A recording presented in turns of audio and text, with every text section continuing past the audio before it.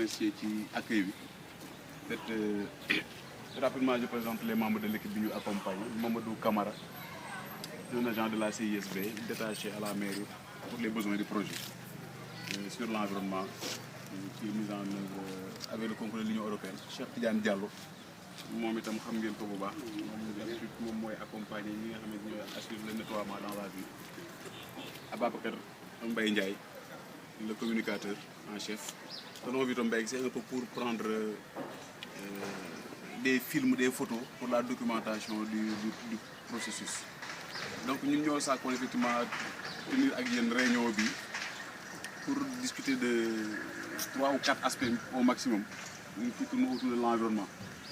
Ben bi moom mooy sur le volet sensibilisation ñu discuter ak yéen ci benn date benn lieu ak benn heure pour organiser une séance de sensibilisation des populations du quartier sur la problématique de l'environnement en général, mais aussi sur certaines thématiques du projet, à savoir la valorisation des déchets ménagers organiques, surtout mooy compostage bi beneen aspect bi moom mooy surtout une meilleure prise en charge du plastique, bien que nekkul ci biir projet bi mais tamit dañ koy mettre en perspective parce qu'on voudrait que inchallah dans les prochains mois ñu formuler waat beneen projet boo xamante ni surtout ci plastique lay travailler. Ci wàllu reboisement tamit vraiment am nañ ci loo xamante ni ci sensibilisation boobu noonu bëgg nañ ko ci waxtaanaale. Donc xëy na dinañ dellusiwaat dans les débats ci biir ci bi beneen aspect bi moom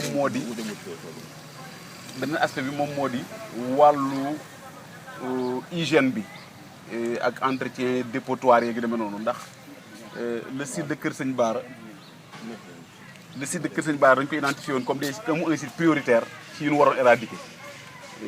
Depuis 3 ou 4 jours on est là-bas am na aussi lu ñu war a waxtaanee ak yéen par rapport à un dispositif de suivi pour que li fa xewoon bañ a dellu si waat bi ci mujj le 3e ou bien l'avant-dernier point ce sera le cas de ce jardin public moom itam dañ ko jàppoon comme site boo xamante ni war nañ ko réhabiliter dans le cadre de ce processus ndax la chance qu'on a c'est que ñi ngi ko defaroon sur un financement de l'Union européenne.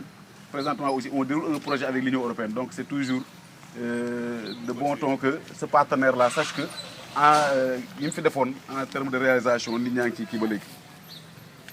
Li ci des moom un point de divers lay doon boo xamante ni xëy na au-delà de ces 3 aspects là bu ñu amaat leneen lu mën a waxtaanee ñu mën ko ci dugalaale quoi. 3 points yooyu daal la ñu amoon en principe éventuellement un point de divers comme je dis loo xamante ni loolu daal moom moo doon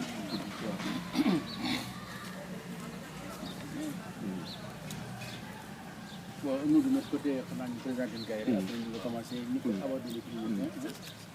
Donc il y a Cissé Diop qui est secrétaire général et en même temps qui représente le président de la commission environnement cadre ndax dafa dem Saint-Louis dans le cadre de la commission Baye Mayoro Gueye le président de la commission organisation. Aliou Ndaye c'est le président de la commission formation. Et vous-même, c'est comment, s'il vous plaît? C'est Mamadou Cissé. Mamadou Abdoulaye Cissé. Vice-président du conseil. Vice-président du conseil. Très bien. Merci. Et l'autre, monsieur Fou? Baye Mayoro Gueye. Baye Mayoro Gueye. Kii Siré Diop. Bind naa ko. waaw. Cissé Diop. Siré Diop. Général du conseil de Kaye. Mamadou Camara. Mamadou Cissé. Mamadou Camara. Mamadou Abdoulaye Cissé. Oui. Voilà, vice-président du conseil de Kaye. léegi da nga koy taf ci sa bopp quoi. bàyyi ko rek moom xanaa déggoo li nga wax nii il n'était pas là quand il s'est coupé le doigt. Voilà donc voilà ma différer cet appel là. Ok. Mais bon, donc on a il faut que vous présentez le jardin. Ah oui. Ça fait quand même des années que. waaw Combien d'années? la ci kanam dégg nga dama nekk réunion. C'était. maa lay woo ci kanam pas du début defe naa ne ça a été il faut demoon xool ci yaa D'accord, 2007. 2007 là. C'était Maniang Faye kay. waaw qui était maire. 2007. Voilà, c'était en 2007. Effectivement. C'est la première fois que je rentre dedans. Ah bon? Oui. mais c'est pas la première discours man dafa am. Non, tout le temps, mais pour moi, ça n'a jamais été inauguré, ou sinon, en tout cas, on n'a pas, je ne sais pas si on avait droit à y entrer. Si, il y avait une visite du ministre, de l'ancien ministre Ousmane visité ko, accompagné de Maniang Faye à l'époque. Mais c'était tout. Hein. Un bel endroit pour déguster son sandwich, en tout cas. Ouais. Le soir, et prendre son petit café. Eh ben, bon. On en parlera tout à l'heure. Oui, très bien. Lorsqu'on sera au troisième point. En fait, ci bu njëkk bi waaw merci tonton donc effectivement waaw moom mooy ci volet IEC bi la tenue d'une séance de mobilisation sociale dans le quartier. Inch'Allah, en principe au-delà du 11 parce que déjà le 11 on a un engagement avec le conseil de quartier de Keur Sëñ Louga Est où on était hier.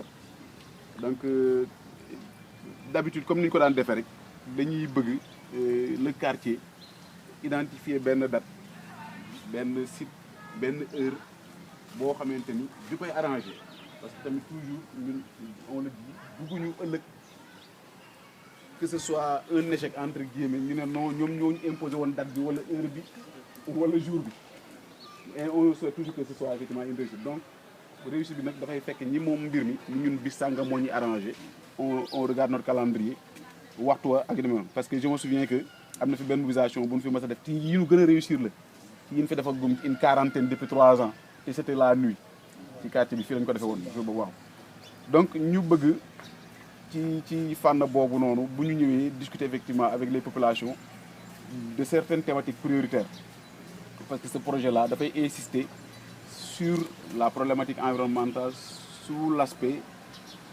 gestion des ordures mais surtout valorisation gestion bi moom mooy que ni on y reviendra tout à l'heure avec le site de Kër Sëñ Bara fii nit ñi gën a farlu ci wàllu mbalit mi ni ñu ko war a gérer que les gens ne se renvoient pas la balle maire ko war a jël maire naan nos populations yi ku ci nekk donc on sache qu'effectivement c'est un problème qui nous concerne tous ñu jéem a xool une coalition bu ñu koy gérer bi ci des mooy si c'est bien géré qu'on puisse valoriser valorisation bi nag y a plusieurs stratégies mais ci ñun ci bi ñu intéressé dans le cadre de ce projet mooy mbalit bi war a mën a soppiku bi war a mën a sooy comment faire en sorte effectivement d'en faire du compost pour un usage agricole maraîcher tout ça bi ci des mooy li ma doon wax le plastique certes le projet n'en parle pas du tout mais dañu bëgg vraiment mu doon déjà une prise de conscience au niveau des populations que ni c'est un danger démb rek ci ngoon gi maa ngi dugg non asafala bërki démb maa ngi dem service environnement gis fa benn coupure de presse bu ñu naan 30% du bétail de Louga meurt en ingérant du plastique donc mu doon un fléau en plus des autres impacts négatifs ci environnement beeg yooyu yëpp bi ci des toujours ci volet sensibilisation boobu aussi c'est la dimension reboisement donc ñu ne woon avec l'arrivée de près de 500 cocotiers dans la commune en plus aussi du volet reboisement bi ñu xalaatoon dans le cadre du projet là ñu waxtaanaale ak yooyu loolu dafay ñëw en renforcement de ce qui a déjà été fait parce que ci biir weeru koor bi on a fait de la sensibilisation mais sous une autre manière ci biir lieu de culture lañ doon dem on donnait la parole aux imams pour que ñoom ñu mën a wax lan la diine wax ci wàllu cet ci wàllu gestion cadre de vie vraiment mu am ay jàngat yu am solo yu ñu ci am et on a sillonné tous les quartiers on a fait 32 mosquées et grandes mosquées confondues église aussi sóoraale nañu leen on a déjà discuté avec les responsables pour que ñu mën ñu ci jàppale ci waxtaan boobu la li waraloon jafe-jafe yooyu yëpp nag boobu ba léegi moom moo doon que ni projet bi dafa connaître ay retards yu bëree bëri on a eu beaucoup de difficultés pour démarrer ba tey jii toutes les difficultés yu ci xëy na mi ngi saafaraw ndànk-ndànk ba mais ba léegi bis bu nañu gis ci benn boo xamante ni dañuy xool nu ñu koy contourner donc mais terewul comme c'est un projet qui concerne la population ñu war ko approprier moom moo tax ñu ne dinañ def ces séances de sensibilisation au niveau des quartiers ku ci nekk ñu ñëw